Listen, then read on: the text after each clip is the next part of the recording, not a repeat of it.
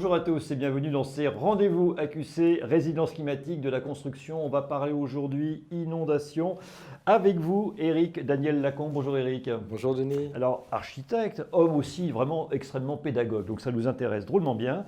Dites-nous, vous en tant qu'architecte, comment vous positionnez, comment vous luttez contre ce changement climatique, parce que là, ça rigole plus aujourd'hui. Ça rigole plus, vous avez raison Denis. Et donc pour lutter, il faut un peu parler et en même temps inventer. C'est ça que font les architectes, c'est-à-dire qu'on regarde et on peut être créatif.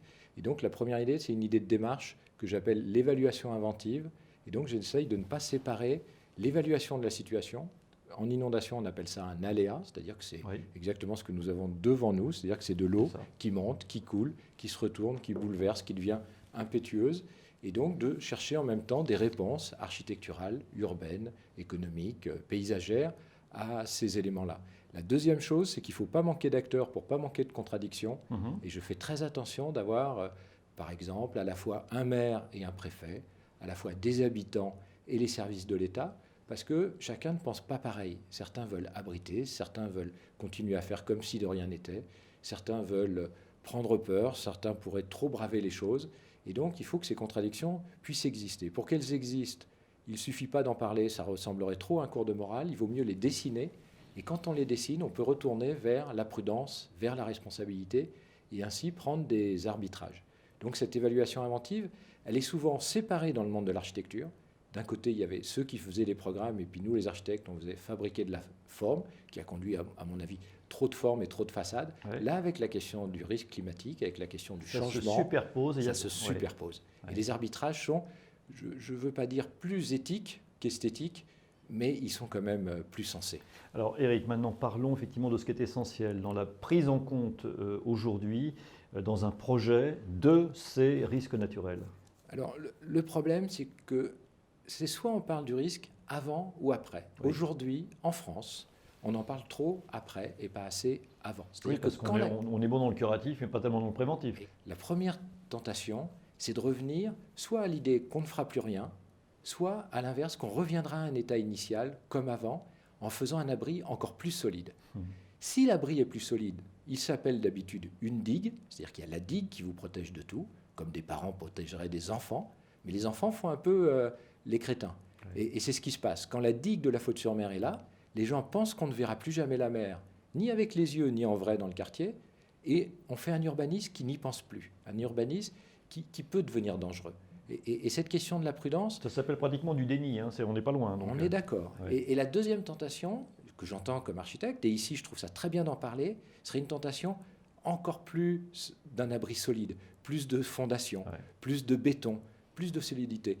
Mais ça veut dire que, un, on n'aura peut-être pas les moyens de se la payer pour tous, et deux, ça pose un gros problème, c'est que l'abri étanche vous sépare de la nature, et donc, si vous êtes séparé de la nature, vous ne la comprenez plus, et vous ne savez plus comment réagir quand elle est là. Alors Éric, vous êtes vraiment un précurseur, parce que vous faites aussi avec la nature, et vous ne faites pas forcément compte. Donc, quelles sont vos expériences qui peuvent là vraiment nous éclairer? Je peux vous en citer au moins 3 qui sont très hétérogènes, et qui sont, par exemple, à Romorantin. J'ai dû, comme ça, transformer une ancienne usine, l'usine Matra, qui construisait des voitures, et qui fait quand même un grand terrain de 7 hectares.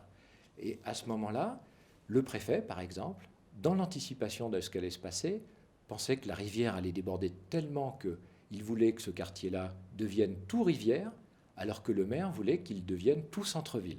Et donc, je les ai rassemblés, pour pas dire assemblés, pour qu'on fasse un mixte centre-ville, je pourrais dire urbanité ou architecture, et un mixte régulation naturelle. C'est où on met le curseur. Et en fait, on a passé un an sur Romorantin à dire que le curseur serait à 80% pour la nature, la régulation naturelle, et 20% pour l'emprise. Ça a divisé par 2 le programme du maire. Il pensait faire 400 logements, on n'en a fait que 200. Mais quand l'eau est montée en 2016 sur ce quartier qu'on avait anticipé, eh bien l'eau est passée sans faire aucun dégât pour le quartier, parce qu'il y avait réellement 80% du sol, je dis bien de l'emprise au sol, qui avait permis de faire passer l'eau à travers ce quartier. Ça, c'est ce que j'appelle en plan, pour parler comme un architecte. Si j'appelle maintenant en coupe les réalisations, on pourrait se dire qu'on met le premier plancher au-dessus des plus hautes eaux connues et que ça suffirait, avec ce que tous les architectes appellent des pilotis. Eh bien, j'ai une deuxième idée, c'est qu'il vaut mieux faire comprendre des gradins quand l'eau est à 0, à 50 cm, 1 mètre ou 1 mètre 50. Donc j'ai dessiné un quartier, je ne me prends pas pour un architecte maya, en 3 gradins, voire des gradins négatifs, parce qu'il y a aussi des choses sous l'eau. Et les gradins négatifs, quand ils se remplissent d'eau, eh bien à ce moment-là, il y a l'alerte. Voyez. Et pour qu'on regarde vers le bas, j'ai mis des très jolies plantes aquatiques, j'ai fabriqué des passerelles pour que les gamins, quand ils reviennent de l'école, finalement, regardent la nature et disent à leurs parents, attention, l'eau est en train de monter, sortez vos voitures. Vous voyez ce rapport entre nature et voiture. Le deuxième, c'est qu'est-ce qu'on fait quand un bâtiment a déjà été frappé? Après le préventif, la transformation. Et bien là, de l'autre côté, j'ai gagné un autre concours où une maison des jeunes et de la culture avait été détruite pour 2 millions. Et j'ai proposé qu'on fabrique une métamorphose de cette maison de la culture. Finalement, en faisant une idée très simple, j'ai pris le rez-de-chaussée, je l'ai mis au premier étage, le premier étage au deuxième étage. Ce qui était au rez-de-chaussée, je l'ai réparti dans le reste de la ville sur des endroits au sec. Et au rez-de-chaussée, qui est devenu un grand préau transparent, on a inventé des nouveaux usages. Le troisième, c'est la grande métropole du Grand Paris. Là, on est avec la très grande densité urbaine. On ne pourrait pas faire le 80% de régulation naturelle. Non. Mais c'est autre chose qu'il faut inventer. Et ce qu'il faut inventer, c'est la culture des habitants. C'est la culture du rapport à la nature.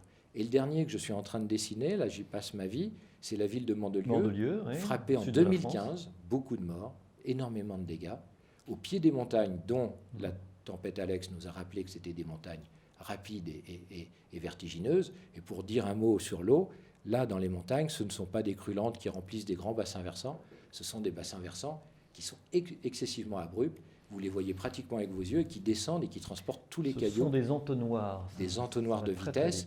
Et là, je viens d'y marcher. Et c'est étrange parce qu'on pense à l'inondation comme de l'eau. Et là, ce sont des cailloux. On appelle ça le transport solide. Ce sont les cailloux qui ont arraché les maisons. Alors, vous êtes un véritable expérimentateur. Est-ce qu'il y a des choses qui sont reproductibles? La démarche l'est. J'ai démarré avec la ville de Sucy, en Brie, et la ville de Gournay. Ce ne sont pas les mêmes. Il y en a une, c'est le débordement de la Marne. L'autre, c'est le ruissellement du Morbihan. Mais par exemple, il y a des questions qui sont en dénominateur commun. Dans ces deux villes-là, personne ne veut des digues. Pourquoi? Parce qu'ils se disent, on n'habite quand même pas au bord de la Marne pour plus voir la Marne. Et puis quand la digue est là et que l'eau la dépasse, et donc l'enjambe et rentre dans la ville, eh bien elle ne ressort plus. Et finalement, là, on est encore sur la qualité des constructions. Si une maison est mouillée très longtemps, elle s'abîme plus vite. La deuxième chose sur le chemin qu'on va prendre sur ce que vous appelez la résilience aujourd'hui, elle est double, c'est comment la nature va nous aider à d'une certaine manière, accepter ces chocs thermiques et accepter ces passages de l'eau, lents ou rapides. Vous voyez, hein, si c'est lent, ça reste longtemps. Si c'est rapide, c'est plus fort, mais ça reste moins longtemps. C'est-à-dire qu'une fois que l'eau a descendu la vallée, elle n'est plus dans la vallée. Et donc, de comprendre ces phénomènes. 3, ça veut dire qu'il va falloir familiariser les gens avec la nature et ne plus être surpris de la neige qui tombe comme il y a 2 jours, de plus être surpris des canicules qui arrivent. Ma troisième idée, c'est de croiser 2 risques, par exemple l'inondation et la canicule. C'est-à-dire qu'à partir de demain, et même d'aujourd'hui, ça va être à la fois le trop et le pas assez. Exact. Quand je suis avec Magali Regueza, la grande géographe de l'ENS, elle me dit, Eric, travaille tant que tu veux encore sur l'inondation, un jour tu auras les problèmes d'étiage du Rhône. C'est-à-dire que le Rhône n'aura plus d'eau. S'il n'a plus d'eau, il n'aura plus de transport solide. Et ces transports solides feront que la Camargue n'aura plus de sol. Et donc à ce moment-là, la Méditerranée rentrera. Je trouve qu'il n'y a rien de mieux pour faire réfléchir à ce qu'on pourrait appeler un bien commun que de ne pas penser la catastrophe toujours du côté de la catastrophe. C'est pour ça que j'aime bien d'être du côté du préventif, mais de se dire aussi qu'il peut pleuvoir et faire beau. Mais faire beau, ça veut dire qu'il peut faire trop chaud. Et si vous regardez la Californie, chaque fois qu'il a fait très chaud, on a des inondations monstrueuses. Et chaque fois qu'on a des inondations monstrueuses, on a des sols qui vont craquer. Et donc, ça, c'est le côté difficile. Le côté positif, c'est que croiser les risques, ça veut dire, c'est ce que je fais pour la Maison des Jeunes et de la Culture, que ces grands préaux que j'ai rendus transparents au passage de l'eau, l'hiver ou au printemps, vont servir pour toutes les fêtes d'école et l'été à des préaux ventilés, sensibles et frais au bord de la rivière, pour que chacun des habitants de ce quartier puisse profiter de la rivière et donc l'aimer pour la comprendre. Alors, on l'a compris en vous écoutant, Éric Daniel Lacombe, les idées ne sont pas sèches. On peut avoir des sécheresses, mais les idées, en tout cas, elles sont bien présentes. Ça nous fait vraiment le plus grand bien. Un grand merci à vous et à très bientôt.